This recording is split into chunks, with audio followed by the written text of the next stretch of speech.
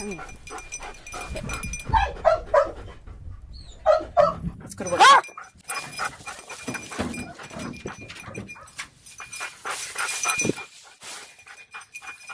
This guy, I raised him as a puppy. Most of our dogs come to us as adults. So he's been working for almost 8 years now. And so he's got a ton of scents. He's got over 20 scents, target scents that he's trained to. And he is so happy working. I mean, he loves to do anything, but he loves to do detection work. Because there's this huge conservation need in Africa right now with poaching, we're training dogs to contribute to conservation by searching vehicles for ivory and rhino and bushmeat. So training dogs on vehicles is new. It's an established law enforcement technique, but for us with conservation, it's a new way to train dogs. So this is ivory, and this is what we're training the dogs on. They're big chunks of ivory that should put off a lot of scent. So my scent with the ivory on it, I'm going to put this in the trunk.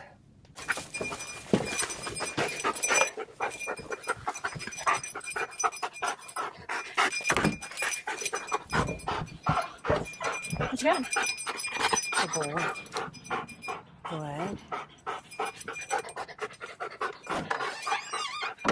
Show me. Show me what you got. Good boy. Good boy. Come on, Steve. Come on, buddy. Good boy. You can just tell that he really loves doing this. And, you know, that's how you judge whether a dog's going to work or not. Like, are they happy doing it? Good boy. Good boy. That's a guy. That's what I wanted. He had to actually pinpoint it with his nose before I drored him. Oh, good boy. So these dogs, these two dogs, we selected them and are training them to go to Africa and work with an anti-poaching group that works closely with the government of Zambia, and they're trying to stop poaching in Zambia. So there's a team of 65 scouts, and they work closely with the Zambian government. Like I said, they're armed, they're basically a paramilitary, and they need dogs so they can work on roadblocks and search vehicles for ivory that's, leaving Zambia, and bushmeat that's being, snared and then trafficked outside of Zambia, as well as inside of Zambia. But rhino horn and ivory are so valuable right now that it's just worth anything to try to smuggle it and sell it. And dogs are great at checking quickly. They can check a car and tell their scout handler whether there's ivory or rhino or bushmeat inside of it, so they can do a search, and then law enforcement takes over. So the role of these dogs is to find illegal wildlife traffic and help stop it. So we're gonna put this little rhino in this tractor.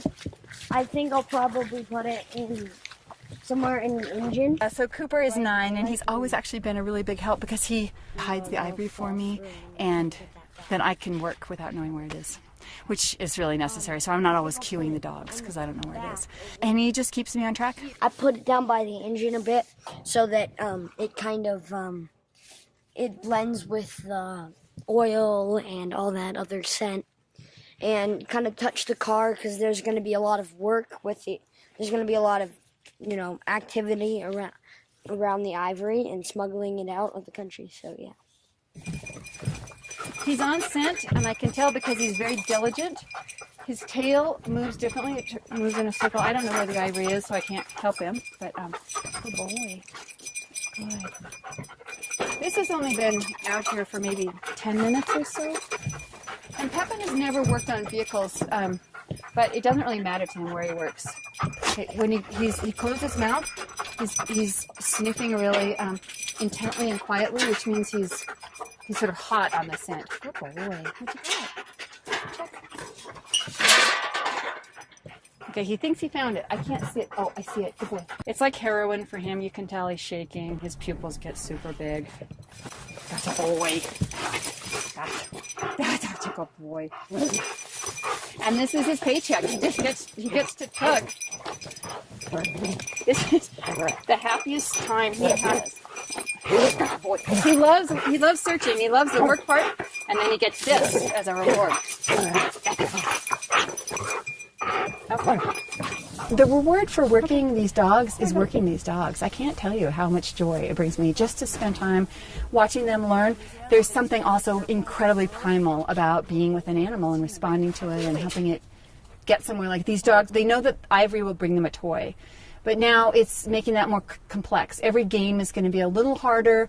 Now you have to find Ivory in a glove compartment inside a car. Isn't that challenging? And well, that's a puzzle to solve. And once you solve that, there's this, you can tell the dogs are proud of themselves. They get pumped up from the search.